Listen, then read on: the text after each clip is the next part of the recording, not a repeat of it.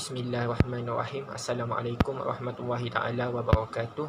Nama saya Muhammad Amirul Aiman bin Adnan, nombor metrik I21105-329. Assalamualaikum, nama saya Muhammad Arif bin Ahmad Sazali, nombor metrik I21105-426. Assalamualaikum warahmatullahi wabarakatuh. Nama saya Ahmad Faris Aiman bin Cik Aziz, nombor metrik I21105-414. Saya Cik Nasrul Fifi bin Cik Afendi, nombor metrik I21105-619. Assalamualaikum, nama saya Ahmad Nazif bin Sasuddin, nombor metrik I211-05385. Bismillahirrahmanirrahim. Assalamualaikum warahmatullahi wabarakatuh. Nama saya Muhammad Syekh Kemal bin Harun Anwar, nombor metrik I211-05513. Nama saya Muhammad Fathi bin Syakir, nombor metrik saya I211-05139. Nama saya Syed Hafiz Iskandar bin Syed Syafiq Effendi, nombor metrik I211-05395. Nama saya Tuan Izrul bin Abdullah, nombor metrik I211-05556. Saya akan membentangkan kafiat tentang sembelih haiwan menurut Islam. Sebenarnya sembelih haiwan dalam Islam atau zabiha telah meletakkan garis panduan dalam penyembelihan haiwan dengan baik dan teliti sekali. Dan perlulah ada ilmu pengetahuan yang mendalam tentang kaedah penyembelihan yang mengikut syariat amat penting kerana ia amat berkait rapat dengan faktor kerohanian dan kesihatan. Sembelihan ni ialah mematikan binatang dan menghalalkan dagingnya. Sembelih menurut bahasa ialah tayyib, iaitu mengelokkan.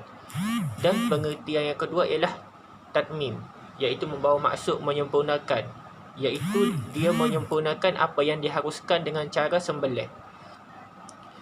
Sembelihan haiwan ni juga adalah salah satu cara untuk mematikan atau menghilangkan nyawa binatang yang halal dimakan dengan memutuskan urat halkum dan urat marih dengan menggunakan alat yang tajam dengan niat kerana Allah Subhanahu Wa Taala.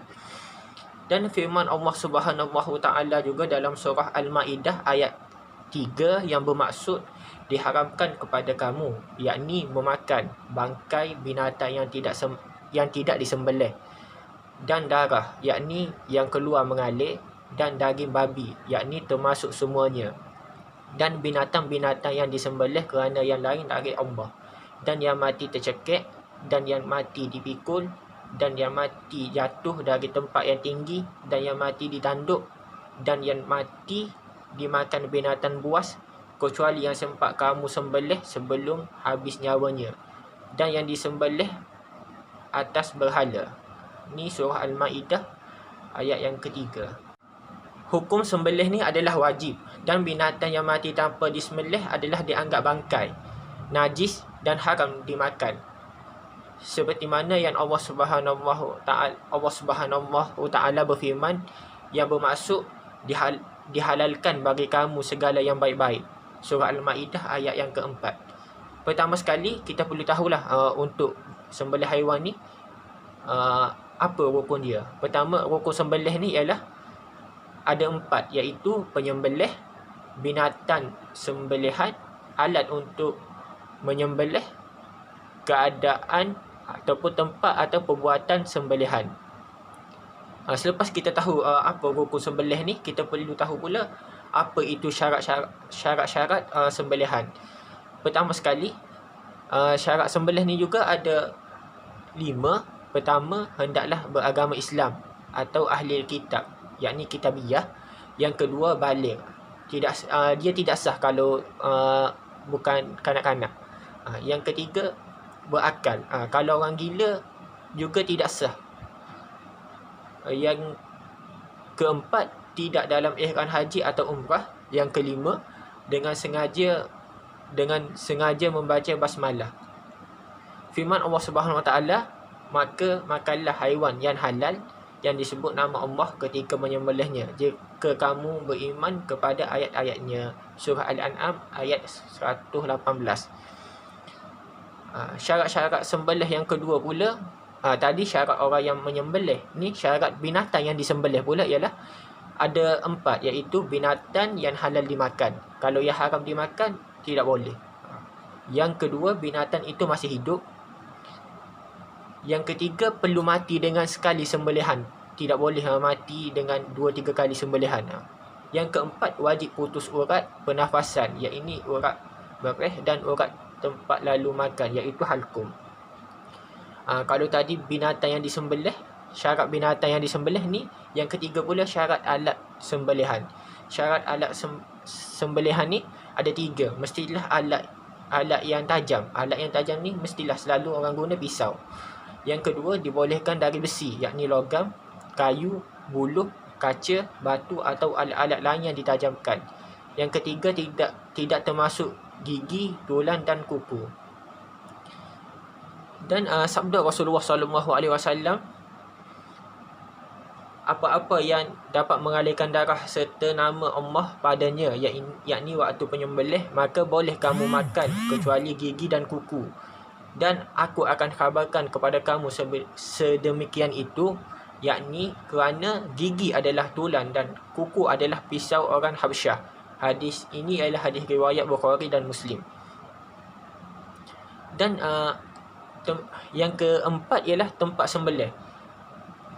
Tempat sembelih ni ada 2 keadaan, iaitu tempat penyembelihan ke atas binatang yang berkuasa ke atasnya dan sembelih binatang yang tidak berkuasa ke atasnya. Jadi apa itu tempat sembelih yang berkuasa? Yang berkuasa ni yang bermaksud menangkap dan menyembelih ke atasnya. Yang menangkap ataupun menyembelih ke atasnya ni, kita wajib memutuskan dengan sempurna urat halkum dan urat marih. Yakni hukum ialah tempat salur nafas, pernafasan dan marih pula tempat salur makan dan minum. Yang kedua ni, sembelih kepada binatang yang kita tiada kuasa ke atasnya ialah binatang yang suka ditangkap. Yang ni selalunya binatang buruan lah yang suka ditangkap, atau binatang yang tidak dapat disembelih pada lehernya, seperti sembelihan biasa, seperti binatang yang terjatuh ke dalam perigi dan suka dikeluarkan, memadai dengan melukakan mana-mana bahagian pada tubuhnya hingga mampu menyebabkan mati. Dan Imam Syafi'i juga berpendapat hanya diwajibkan untuk memutuskan 2 jenis urat, iaitu urat halkum dan urat marih sahaja. Namun sunat hukumnya memutuskan 2 urat, yakni salur darah yang berada di kanan dan kiri leher binatang yang disembelih bagi mempercepat kematian. Itu sahaja daripada saya. Assalamualaikum warahmatullahi wabarakatuh. Assalamualaikum warahmatullahi wabarakatuh. Nama saya Muhammad Niam bin Muhammad Zahiri, nombor matrik I21105356. Okey. Hari ini saya akan menceritakan sedikit tentang penyembelihan haiwan. Okey, untuk pengenalan, penyembelihan adalah salah satu cara untuk mematikan binatang dan menghalalkan dagingnya. Penyembelihan dari segi bahasa iaitu tayyib, iaitu mengelokkan. Pengertian kedua adalah tamim, yang membawa maksud menyempurnakan ataupun apa yang diharuskan dengan cara sembelihan. Okey. Dari segi bahasa pula iaitu potong atau belah bagi menghilangkan nyawa binatang. Dari segi syarak bermaksud menghilangkan nyawa binatang yang halal dimakan dengan menggunakan alat yang tajam selain daripada kuku, gigi dan tulang untuk membolehkan haiwan itu halal dimakan oleh orang Islam. Okey, untuk video persembelihan seterusnya saya serahkan kepada kawan saya. Okey, saya dan Faris akan menerangkan tentang alat untuk menyembelih dan Haiwan yang boleh disembelih okey. serta boleh dimakan. Alat untuk menyembelih yang pertamanya ialah kita perlu menggunakan sesuatu yang tajam, tidak boleh tumpul kerana ia akan menyiksa haiwan itu. Alat tersebut ialah selain daripada kuku, gigi dan juga tulang. Contohnya seperti pisau. Okey. Baik. Baik, seperti kita semua tahu, haiwan-haiwan yang boleh disembelih adalah haiwan-haiwan ternakan seperti ayam, itik, burung dan juga selain daripada haiwan yang boleh membunuh menggunakan gigi taring dan juga kuku yang tajam. Selain itu juga binatang-binatang al-an'am seperti binatang yang boleh disembelih seperti lembu, kambing, biri-biri, unta, kuda dan sebagainya. Kau diam kuda. Okay, Assalamualaikum.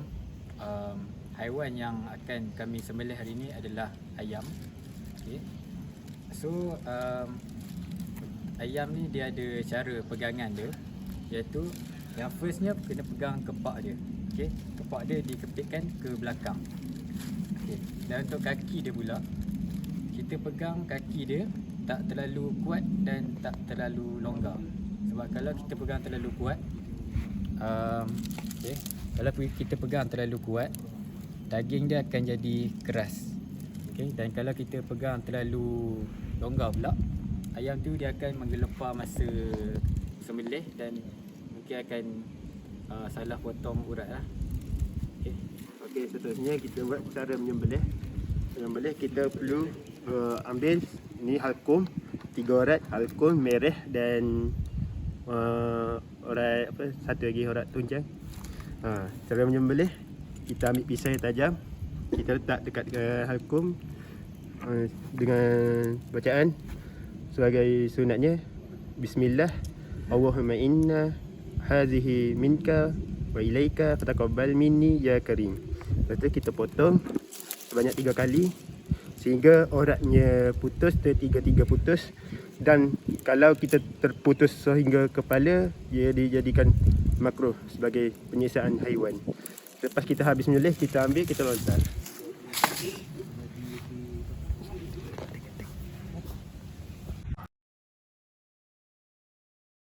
Assalamualaikum warahmatullahi wabarakatuh. Nama saya Zaid Al-Khair bin Syarizan, nombor metrik I211-05539. Saya akan menceritakan cara pelaksanaan umrah. Perkenalan, umrah merupakan salah satu ibadah orang Muslim untuk menziarahi kota suci Mekah.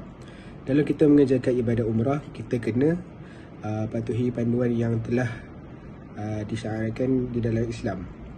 Definisi ibadah umrah dan rukunnya. Menurut bahasa, ziarah atau berkunjung. Menurut istilah syarak pula, mengunjungi Baitullah iaitu Kaabah untuk mengerjakan ibadah umrah dengan niat dan syarat-syarat yang tertentu. Firman Allah Subhanahu Wa Taala, dan sempurnakanlah ibadah haji dan umrah kerana Allah. Ziarah Masjidil Haram untuk melakukan ibadat tertentu. Perbuatan ziarah ke Masjidil Haram itu bukanlah semata-mata ziarah yang difahami ziarah untuk pergi lihat suasana di sana, tetapi perbuatan ziarah itu mesti disertai dengan ibadat tertentu seperti berniat ihram, tawaf, sa'i dan bertahul, iaitu bercukur rambut.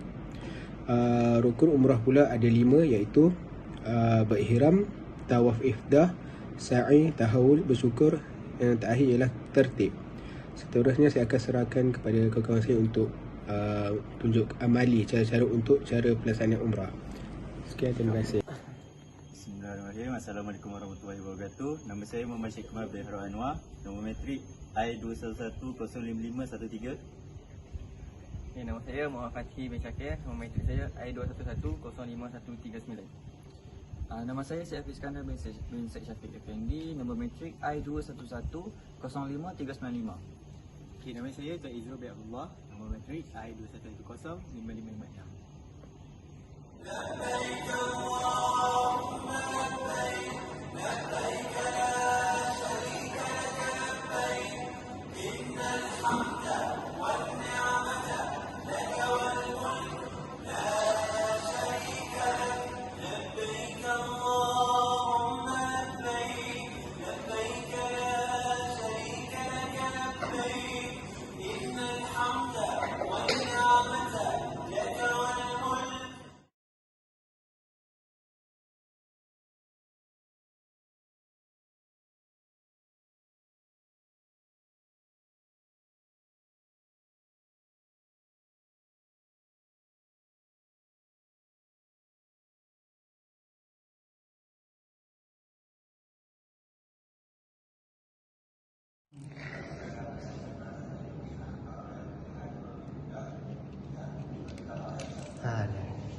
Kan lah